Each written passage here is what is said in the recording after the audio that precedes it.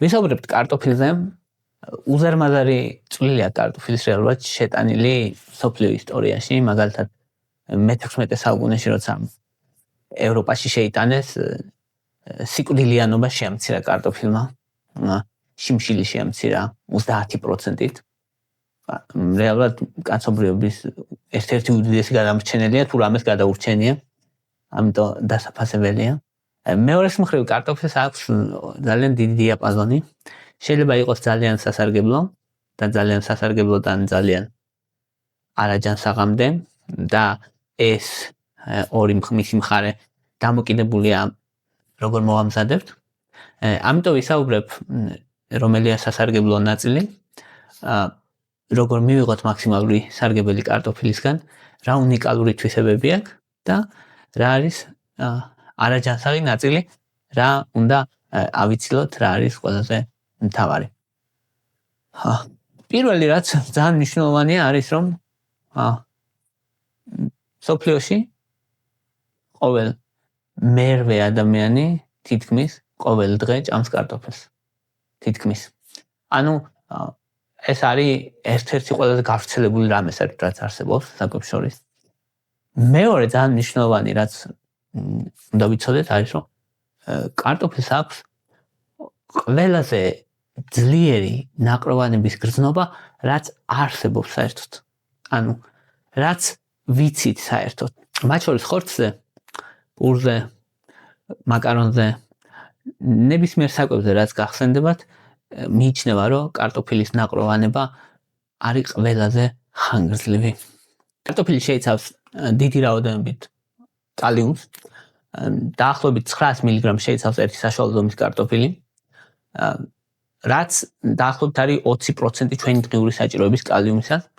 კალიუმი აუცილებელია ნატრიუმის დასაბალანსებლად და აუცილებელია სისხლის წნევისთვის, სისხლის წნევას წევსქვებით, ამიტომ ერთ-ერთი საუკეთესო საკვებია რაც შეიძლება მიიღოს ადამიანმა.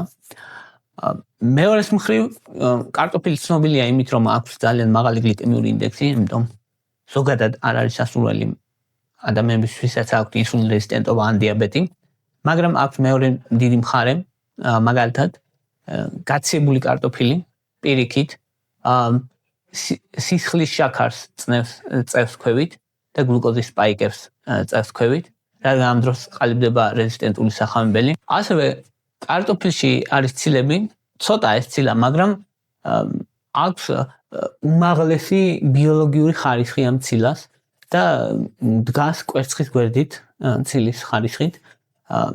ანუ უნიშნელოვანია, იმიტომ რომ ყველა ამინომჟავა შეიცავს, რაც აუცილებელია ადამიანის ორგანიზმისთვის ესენციურ ამინომჟავებს შეიცავს ყველას, ანუ სრულყოფილი ცილა აქვს მოკლედ, ამიტომა კარტოფილის ცილა მნიშვნელოვანი. კარტოფილი შეიცავს ასევე ვიტამინ C-ს, რაც მნიშვნელოვანია განსაკუთრებით იმ ადამიანებიც ვერ იღებს და C ვიტამინს და მეზღვაურები ხშირად გადაურჩენია კარტოფილების წაღებას შორეულ მოგზაურობებში, იმიტომ რომ იქ ვიტამინი C-ს დეფიციტი უვითარდებოდა ხოლმე და მე სუროვანდი დაავადება ვითარდება, რომელიც C ვიტამინის ნაკლებობით ყალიბდება და კარტოფილს გადაურჩენია ხშირად ეს ადამიანები, მათ შორის სიკვდილს. და ერთ-ერთი დიდი როლი აქვს კარტოფილს კაცობრიობის ისტორიაში. კარტოფილი ასევე მიიჩნევა, რომ ყველაზე ეფექტური მცენარეა, რომელსაც შეუძლია მზის ენერგიის კალორიებად გარდაქმნა, რადგან სახამებელი ერთ-ერთი ყველაზე ეფექტური ფორმაა, რაც არსებობს საკვებისთვის, რომ ადამიანმა მიიღოს ენერგია. და ასევე კარტოფილი მიიჩნევა ერთ-ერთ ყველაზე ჯანსაღ და ერთ-ერთ ყველაზე არაჯანსაღ საკვებად ერთდროულად, რა თქმა უნდა დამოკიდებულია როგორ შეჭამ. სამწუხაროდ დღევანდელობაში 70% კარტოფილის მიიღება შემწვარი ფორმით, შემწვარი სხვადასხვანაირად, მაგრამ ჯამში მაინც შემწვარად და არა მოხარშულად და ეს არის პრობლემა. ჩიფსები, კარტოფილი ფრი, ჩვეულებრივ სახში შემწვარი კარტოფილი სამივე არაჯანსაღია. არის კვლევები, რომლის მიხედვითაც კარტოფილი ფრი არა მარტო, არამედ ჩიფსებიც და შემწვარი კარტოფილი მადლობა რომ დაინტერესდი. ამ ვიდეოს ვქნი უკვე 8 წელზე მეტია კვლევებზე დაფუძნებული მაღალი ხარისხის სამედიცინო ინფორმაციით. არხზე დღეს 1700-ზე მეტი ვიდეოა. თუ აქ მიღებული ცოდნა გეხმარება და გაქვს საშუალება, მხარი დაუჭირე არხს დონაციით. შენი მხარდაჭერით მეტ ადამიანს დაეხმარები იცხოვროს უკეთესი ჯანმრთელობით. ფილს სამივე ზრდის აკრილამიდების რაოდენობას. აკრილამიდები კარცინოგენებია და ზრდიან სიმსივნეების რისკს. ასევე შეწვის დროს ხდება ზეთების ოქსიდაცია ან ზეთის დაწვა. ზეთი დაწვისასაც გამოიყოფა კარცინოგენები და აზიანებს უჯრედებს და ასევე ამ დროს იშლება სახამებელი, იშლება სტრუქტურა კარტოფილის და ხდება ადვილად შეწოვადი და გლიკემიური ინდექსი მიდის ზევით. ჩიპსები მიიჩნევა საშინელებად ყველაზე ცუდად, რადგან რაც კი ცნობილია საკვებს შორის ყველაზე მეტი აკრილამიდები აქვს. აკრილამიდების კონცენტრაცია აქვს ყველაზე მაღალი მას, რაც კი ვიცით საერთოდ საკვები. ამიტომ საერთოდ რაც კი შეიძლება წარმოიდგინო არაჯანსაღი საკვები ჩიპსია ყველაზე. მეორე მნიშვნელოვანია კარტოფილის პიურე.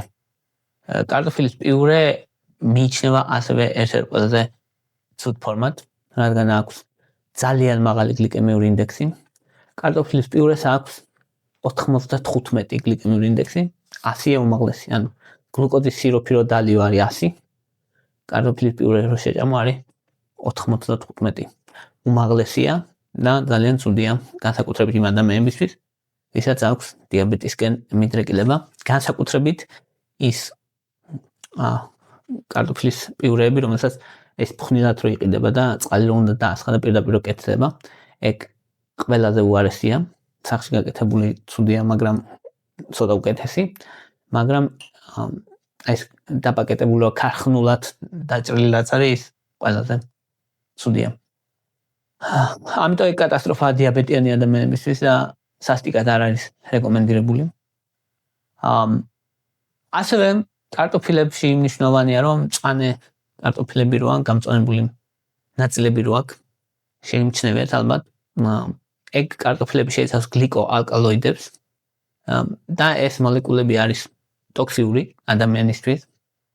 მან შეიძლება გამოიწვიოს გულისრევა, ღებინება და ნევროლოგიური სიმპტომები. თუ ძალიან დიდი რაოდენობით მიიღებს ადამიანი, ამიტომ მწვანე კარტოფილი უნდა აიცილოთ თავიდან. რა თქმა უნდა, დღევანდელი კარტოფილები, რაც არის გადამეტებული ზომის არის, გინახიათ ალბათ ეს ვიდეოებში რომ ემხლა კარტოფილები როა და კარტოფილში რაღაც ყელს და რაღაცებს რო დებენ ხორცს და იმას ჭამენ. უზარმაზარი ზომა, უზარმაზარი პორციები. ეგეთი უზარმაზარი პორციები ვერ იქნება ჯანსაღი, რა თქმა უნდა. ზრდის ჭარბიწონის რისკს, ზრდის გულსის ხსარსა და ავადებების რისკს და ზრდის დიაბეტის რისკს. ამიტომ აი ეს პროდუცირებული არასახში გაკეთებული არამედ პროცესირებული რესტორნების დონეზე კარტოფილები როგორც წესი არის არაჯანსაღი ფორმით უმეტესად. მნიშვნელოვანია ისიც რომ ზეთი ანადგურებს რეზისტენტულ სახამებელს კარტოფილში, ამიტომ როცა შეწვავ პრაქტიკულად ბოჭკოვანი უქრება კარტოფილს, რაც ცუდია ძალიან. მეორე მხრივ ადამიანებს კი ეშინიათ კარტოფილის რო ზოგადად ცუდია, აი ამ ყველაფრიდან გამომდინარე. ხშირად ის ავიწყდებათ რომ კარტოფილის მომზადებას ძალიან დიდი მნიშვნელობა აქვს და რეალურად მომზადების ფორმაზეა დამოკიდებული მისი სასარგებლოობა. და მნიშვნელოვანია ვიცოდეთ მისი შემადგენლობაც და რა დროს რა ხდება. და შემადგენლობა აქვს ესეთი რომ კარტოფილი 80% არის წყალი. დაახლოებით 17% ან 17 გრამი დაახლოებით აქვს ნახშირწყლები სახამებლის ფორმით ძირითადად. 2 გრამი აქვს ცილა, მაგრამ ეს 2 გრამი ძალიან მაღალი ხარისხის ცილა აქვს, ამიტომ ძალიან კარგია. ასევე დაახლოებით 2 გრამი აქვს ბოჭკოვანი, კანში კიდევ უფრო მეტია. ცხიმები პრაქტიკულად არ აქვს. ძალიან ცოტა აქვს, მაგრამ ის ბუნებრივი ცხიმები, მაგრამ ნულთან ახლოსაა მოკლედ, იმდენ ცოტაა რომ შეიძლება უგულებელყო. ვიტამინები, C ვიტამინი, B6, ფოლიუმი შეიცავს ამ ვიტამინებს, მინერალებს შეიცავს დიდი რაოდენობით, განსაკუთრებით კალიუმს და მაგნიუმს, რაც ორივე ძალიან სასარგებლოა, შეიცავს ანტიოქსიდანტებს, ქლოროგენის, მჟავას, ლუთეინს, პოლიფენოლებს. შესაბამისად, კარგი შემადგენლობა აქვს ჯამში, ცუდი შემადგენლობა არ აქვს. თუ არ ჩავთვლით ნახშირწყალს, მაგრამ ეს ნახშირწყალიც მნიშვნელოვანია როგორ მოამზადებთ. და ძალიან დიდი მნიშვნელობა აქვს მომზადებას, რატომ ამბობთ, რომ გლიკემიური ინდექსი, ანუ შაქარის სისხლში რამდენად ჩქარა წევს. ეს არის ხოლმე რადგან დგას რეალურად საკვები კაია ცუდია, უმეტესად ერთ-ერთი ყველაზე მთავარი განსაზღვრელი არის ეგ, შაქარს წევს თუ არა. და შეიძლება იყოს გლიკემიური ინდექსი 40 კარტოფილის ზოგ შემთხვევაში და შეიძლება იყოს 95 100-დან. ანუ შეიძლება მიჩნეოდეს დაბალ გლიკემიური ინდექსის მქონეთ და შეიძლება მიჩნეოდეს ძალიან მაღალი გლიკემიური ინდექსის მქონეთ. ისევ დამოკიდებულია როგორ მოამზადებთ. თითო კარტოფილის დაახლოებით აქვს 70-80 კალორია. ეხლა ვთქვათ, რა არის ყველაზე ჯანსაღი ფორმა კარტოფილების, სამი ყველაზე ჯანსაღი ფორმა. ეს სამი ფორმა არის მოხარშული, მეორე არის მოხარშული და გაციებული და მესამე არის ორთქლზე მოხარშული. ორთქლზე მოხარშული მიიჩნევა ყველაზე კარგად. ჩვეულებრივ მოხარშული ცუდი არ არის, კარგია ჯამში, იმიტომ რომ აქვს კალიუმი, აკრილამიდები არ აქვს, ორგანიზმი ადვილად ინელებს.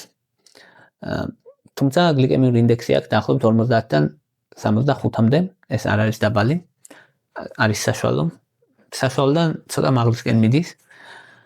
ძირითადად მოხარშვა ხდება ესე რომ 18-25 წუთი ხარშავ კანიანად. თუ კი ესეთ მოხარშულ კარტოფილს მიიღებ, მაშინ ჯობია დილით ან შუადღისად. რადგან ინსულინის მგრძნობელობა დღის პირველ ნახევარში უკეთესია, ადამიანი მეტად მოძრაობს. ამიტომ ასეთი ნახშირწყლის მიღება უკეთესია, თან ასევე ნაყროვანებას დიდხანს ინარჩუნებს კარტოფილი, ამიტომ დღის საათებში ჯობია მისი მიღება. მეორე ყველაზე ეფექტური ფორმა კარტოფილის არის გაციებული კარტოფილი, ან მოხარშული და გაციებული. გაციებას როცა ვამბობთ, გულისხმობთ მაცივარში 12 საათის განმავლობაში, ან ერთი ღამით რო დატოვა. და ასეთ დროს წარმოიქმნება რეზისტენტული სახამებელი. რეზისტენტული სახამებლის რაოდენობა იზრდება ორჯერ. და გლუკოზის სპაიკებს ამცირებს 40%. ეს არის ადამიანებისთვის, ვისაც აქვს საჭმლის მონელვის პრობლემები, ვისაც აქვს ინსულინ რეზისტენტობა, მათთვის არის საუკეთესო, იმიტომ რომ გლიკემიური ინდექსი მცირდება 40-დან 50-მდე. კალორიულობა 100 გრამზე არ აქვს დიდი, 70-დან 80 კალორიამდე აქვს კარტოფილს და ერთი დიდი კარტოფილი 200 გრამი კარგად გაგაწყობს. გაგაწყობს თუ არა ნაყროვანებას დიდი ხნის განმავლობაში შეგინარჩუნებს, შესაბამისად გაციებულს თუ გაციებ და მე შეჭამ. ხო, იმ გაციებული შეთმობა შეიძლება, ანუ ეგ არ არის პრობლემა, როგორც წესი სახამებელი ნარჩუნდება, არა ასაუბარი იმაზე, რომ გააცხელო და შეწვა და ეგეთები არა. უბრალოდ ცოტა რომ შეათბო. და მესამე ფორმა არის ორთქლზე მომზადებული კარტოფილი. ორთქლზე მომზადებულში გულისხმობა პირდაპირ გაგებით ორთქლზე 25-30 წუთის განმავლობაში, სამ არ დარბილდება კარტოფილი, თუმცა ის მაინც მყარია სხვა ფორმებთან შედარებით. ამ დროს შენარჩუნებულია ვიტამინი C, შენარჩუნებულია ანტიოქსიდანტები, ეს აქ დიდი უპირატესობა. კუჭისთვის არის კარგი, ასაკონებისთვის არის იდეალური, ადამიანებს რომელსაც აქვს გასტრიტი და სხვა ბევრი დაავადებები და უნდათ რომ ზედმეტი სტრესის გარეშე მიიღონ ენერგია ორგანიზმზე და საჭმლის მონელების სისტემაზე ზედმეტი სტრესის გარეშე მიიღონ ეფექტური ენერგია, ამისთვის ორთქლზე მომზადებული კარტოფილი ერთ-ერთი საუკეთესოა. მისი გლიკემიური ინდექსი არის 45-დან 60-მდე. კალორიულობა იგივე აქვს, 70-80 კალორია 100 გრამზე და მისი მიღება შესაძლებელია საღამოთიც, იმიტომ რომ გლიკემიური ინდექსი არ აქვს მაღალი, არის ჯანსაღი. შესაბამისად არ არის პრობლემა. ეხლა ვთქვათ, რა არის ყველაზე არასასურველი ფორმები კარტოფილის, არაჯანსაღი ფორმები. ეს არის კარტოფილი ფრი, ჩიფსები, გამომცხვარი კარტოფილები და შემწვარი კარტოფილი. რა თქმა უნდა, პიურე.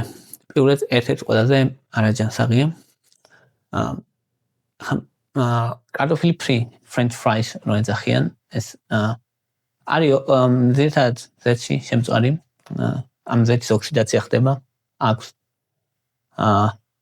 აკრილამიდები, აქვს ალდეჰიდები, ლიპიდის პეროქსიდაზა და ეს ყველაფერი კარცინოგენებია რეალურად. ორგანიზმში იწვევს ანთებას, დიაბეტის რისკს ზრდის, ბოჭკოვანს კარგავს, შემწვარი კარტოფილი. შემწვარი ამ შემთხვევაში ფრიც და შემწვარი სახლის კარტოფილის პრინციპში იგივეა. ანუ ერთდაიგივენაირი ეფექტი აქვს რეალურად. და აკრილამიდები წარმოიქმნება დიდი რაოდენობით. აკრილამიდები არის კარცინოგენები, რომელიც ერთ-ერთი ცუდი კარცინოგენია ძალიან და წარმოიქმნება როგორ? რომ შაქრები, კარტოფილის შემავალი შაქრები და კარტოფილის შემავალი ამინომჟავები მაღალ ტემპერატურაზე ურთიერთქმედებენ და წარმოიქმნება აკრილამიდები 120 გრადუსზე და მეტი თუ არის ურთიერთქმედება, წარმოიქმნება აკრილამიდები. შეგიმჩნევიათ, რომ ვითლდება და მე დაბრაწული, რაც გვიყვარს ჩვენის დაბრაწული ფერი რო აქვს, დაბრაწული ფორმა. რაც უფრო დაბრაწულია, მით მეტი აკრილამიდი აქვს, ეგ არის. მით მეტად არასასარგებლოა. ამიტომ და აკრილამიდების წარმოქმნა დიდად დამოკიდებულია ზედაპირზე, შეხების ზედაპირზე. ანუ რასაც მე დაბრაწულს ხედავ, რეალურად მით მეტი აკრილამიდია და შემწვარი კარტოფილი ფრი განსაკუთრებით და ჩიფსები კიდე უფრო. როგორ არის, რომ მაქსიმალურად მათი ზედაპირი გაზრდილი სულ 900 უნდა ისინი ნაწილები, ხო? ანუ ძალიან დიდი ზედაპირები აქვს დაბრაწული შესაბამისად. ძალიან ბევრი აკრილამიდებია. აკრილამიდების შემადგენლობით კარტოფილის ჩიფსები არის ჩემპიონი. მოყვება მე ეს კარტოფილი ფრი და ესე. შემწვარი კარტოფილს არ არის სასარგებლო, არ აქვს. არის სასარგებლო გამომდინარე იქიდან, რომ კარგავს ბოჭკოვანს, ცხიმები რო იწვის, ეგ არ არის სასურველი, აკრილამიდები წარმოიქმნება, ანუ რეალურად სავსეა კარცინოგენებით, რაც არ არის სასურველი ნამდვილად. ანუ ეს ცხიმების ოქსიდაცია კიდე ცალკე დიდი პრობლემაა, რა თქმა უნდა შეწვისას. იგივე ალდეჰიდები წარმოიქმნება, ლიპიდ პეროქსიდაზა წარმოიქმნება, რომელიც უჯრედებს აზიანებს. და მეორე მხარე არის ეს რეზისტენტული სახამებელი, რომელიც ძალიან მნიშვნელოვანია, რეალურად პირიქით, რომელიც კარგია, რომელიც წარმოიქმნება მაშინ, როცა ცივდება კარტოფილი, ამიტომა გაციებას მნიშვნელობა, თუ მაცივარში გააციებ 4 საათიც კი რო შედო მაცივარში, უკვე რეზისტენტული სახამებელი წარმოიქმნება, რომელიც არ იშლება, რომელიც მოქმედებს მერე პრებიოტიკი, რომელიც ჯანსაღია ორგანიზმისთვის. ეხლა ვისთვის არის კარტოფილი საუკეთესო გამოსავალი? კარტოფილი არის კარგი იმ ადამიანებისთვის განსაკუთრებით, ვინც თქვათ, სუსტად არის და აღდგენის სტადიაზეა, ან ავადმყოფობიდან აღდგენის სტადიაზეა, ნაზია, ორგანიზმისთვის არ არის დიდი დატვირთვა, კალიუმს ადევს ორგანიზმს, მარტივი გლუკოზა, იდეალურია ცხელების, გაციების, გრიპის და ესეთი ან კუჭის ინფექციების დროს. ადამიანები, რომელსაც აქვთ მაღალი წნევა, იმ ადამიანებისთვის არის კარგი ასევე, რადგან შეიცავს კალიუმს, კალიუმი აუცილებელია წნევის დარეგულირებისთვის და მაშინ, როცა თითქმის 0 არის ნატრიუმი, ან ნატრიუმი 0, კალიუმი მაღალი. ამიტომ ძალიან კარგი კომბინაცია ამ მხრივ. ადამიანებს, რომელსაც აქვთ გასტრიტი და კუჭის მგრძნობელობა, ადამიანებს, რომელსაც საჭმლის მომნელებელი სისტემა აქვთ მგრძნობიარე, მათთვის მოხარშული ან ორთქლზე მომზადებული კარტოფილი არის საუკეთესო და ადამიანის უმეტესობას ეს კუჭის გაღიზიანებას უმცირებს. ადამიანებს, რომელსაც აქვთ თირკმლის კენჭები, რადგან თირკმლის კენჭების უმეტესობა კალციუმის ოქსალატებისგან შედგება, ანუ აქ საუბარია თირკმლის კენჭებზე, რომელიც კალციუმის კენჭებია. კალიუმის ციტრატი ეხმარება იმას, რომ ახალი კენჭები აღარ წარმოიქმნას, ან ის კენჭი აღარ გაიზარდოს, რაც არის. ამიტომ აი ეს შემადგენლობა კარტოფილის ეხმარება კალიუმის შემადგენლობა. ადამიანები, რომელსაც აქვს ინსულინ რეზისტენტობა, გაცებული კარტოფილი, მათთვის სრულიად უსაფრთხოა, შეუძლიათ მიირთვან. კარტოფილი საუკეთესოა ასევე ბავშვებისთვის, რომლებიც ხშირად საკვებზე ამბობენ უარს, რადგან კარტოფილს აქვს ნეიტრალური გემო, რბილი, ნეიტრალური ენერგიას აძლევს ორგანიზმს, შესაბამისად ერთ-ერთი საუკეთესოა და ასაკოვანი ადამიანებს, რომელსაც აქვს მონელების პრობლემა, უჭირთ მონელება საკვების, მაგრამ უნდათ ენერგიის წყარო, ამ შემთხვევაშიც იდეალურია. ხო, ახლა ადამიანებს, რომელსაც აქვს თირკმლის მძიმე დაავადება, მათთვის არ არის რეკომენდირებული, რადგან შეიძლება კალიუმის დაგროვება გამოიწვიოს ძამბერმა კალიუმმა და ამან გამოიწვიოს არითმია, მაგრამ ეს იშვიათია ესეთი შემთხვევები. ადამიანები, რომელსაც აქვს არა უკონტროლო დიაბეტი, ამ ადამიანებისთვის არ არის სასურველი ასევე. რადგან შეიძლება განსაკუთრებით საუბარია შემწვარ ან პიურეზე, კარტოფილის პიურეზე, ასეთ შემთხვევაში ინსულინის ინსულინის სპაიკები შეიძლება გამოიწვიოს და გლუკოზის სპაიკები, გაჩა რა დონეზე აქვს დიაბეტი ან ინსულინ რეზისტენტობა. ასევე ჭარბტონიანი ადამიანების, ვისაც უყვარს ბევრი ჭამა და ეს დიდი კარტოფილების ჭამა, ვისაც უყვარს, მაგათ უნდა მოერიდონ, ჯობია რომ მოერიდო ეგეთ დროს. ან თუ ზომას ვერ და მithume სხვა რაღაცებსაც თუ ურევ, ბევრს ის მკვეთრად უზრდის კარტოფილის კალორიულობას, ამიტომ აი პროცესირებულ ხორცთან ერთად არის ხოლმე ხშირად არის სხვა კეჩუპებთან და რაღაც სანელებლებთან და ესე. ეს რა თქმა უნდა კარტოფილს უკარგავს იმის სასარგებლოობას, რაც რეალურად აქვს. ასევე ჩიპსები და free კარტოფილი free, კარცინოგენებით არის სავსე, ამიტომ არ არის არანაირად რეკომენდირებული. ვისაც წონში კლება უნდა, მისთვის შესაძლებელია ერთი მოხარშული ან გაცებული კარტოფილი ან ორთქლზე მოხარშული კარტოფილი დილით. კარგია, იმიტომ რომ ნაყროვანების გრძნობას იძლევა დიდი ხნის განმავლობაში. ასევე იმ ადამიანებისთვის, ვისაც ღამე ჭამა უყვარს ძალიან, შესაძლებელია გაცებული კარტოფილი საღამოთი ერთ ცალი. იმ cravings დაუგდებს ღამის განმავლობაში, რაც აწუხებს ხოლმე და რაც ძალიან ძნელი ასატანი და გადასატანია ადამიანებისთვის. ასევე ადამიანები, რომლებიც შემჯდარიან თეთრ პურზე, ასევე ჭამენ პასტას, მაკარონებს და ამ ადამიანებისთვის ჩანაცვლება, როგორც თეთრი პური ჩანაცვლო კარტოფილით, მოხარშული ერთ ცალი კარტოფილით არის საუკეთესო ვარიანტი ამ შემთხვევაში. და გლუკოზის კონტროლისთვის გაცებული კარტოფილი არის საუკეთესო ამ შემთხვევაში. გლიკემიური ინდექსი, რო თქვა კარტოფილების, ესე გამოიყურება.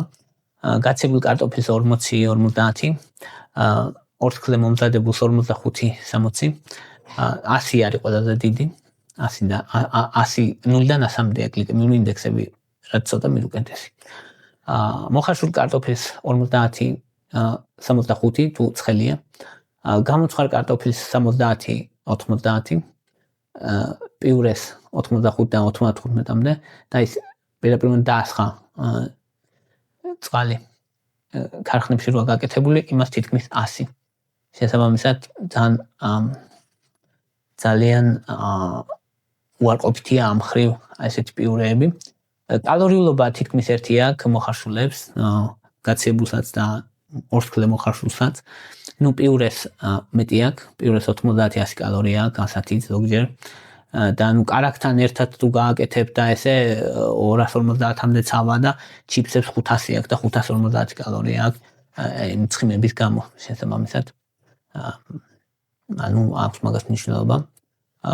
სახში შემწვარი კარტოფილი უკეთესია რა თქმა უნდა ვიდრე ჩიპსები, მაგრამ ჯამში არ არის კარგი მაინც. და ადამიანები იტყვიან რომ თქვა აი ოთახში აუცილებელია რომ მაცივარში შემტო ეს კარტოფილი. ოთახის ტემპერატურაზე რო გავაციო, არის საკმარისი თუ არ არის საკმარისი? არ არის საკმარისი რომ წარმოიქმნას რეზისტენტული სახამებელი, თუმცა რაღაც დონეზე წარმოიქმნება, მაგრამ უფრო დაბალი ტემპერატურაა საჭირო იმისთვის, რომ მაცივარია საჭირო იმისთვის, რომ დაზომვადად მნიშვნელოვანი ის დაემატოს სახამებელი. შესაბამისად აუცილებელია ის, რომ ოთახის ტემპერატურა კი არ გააციო, არამედ გააციო მაცივარში. 8 საათის განმავლობაში, 4 საათიდან იწყებს უკვე ამ რეზისტენტული სახამებლის წარმოქმნას და 12 საათის განმავლობაში ყველაზე მეტი წარმოიქმნება. თუმცა ძალიან დიდ ხანს არაა საჭირო, დღეები არაა საჭირო რომ დატოვო. ხო, რო შევაჯამოთ კარტოფილის ფორმები მოხარშული და მოხარშული და გაცემული ან ორთქლზე მოხარშული საუკეთესოებია. სახში შემწვარი კარტოფილი მაინც მაღალკალორიულია, მაღალი გლიკემიური ინდექსი აქვს. ნაყროვანის გრძნობა არ აქვს მაღალი. შესაბამისად და აკრილამიდებიც ან კარცინოგენებიც აქვს. არ აქვს იმდენად ბევრი, რამდენიც ჩიფსებს ან ფრის, მაგრამ მაინც აქვს მნიშვნელოვანი. შესაბამისად მაინც არ არის რეკომენდირებული. აი ეს იყო რის თქმაც მინდოდა. მადლობა რომ მისმენით, მადლობა რომ გაინტერესებთ. თუ მოგწონთ ჩემი ვიდეოები, დალაიქეთ, თუ მოგწონთ ჩემი არხი, გამოწერეთ. მადლობა ინტერესისთვის.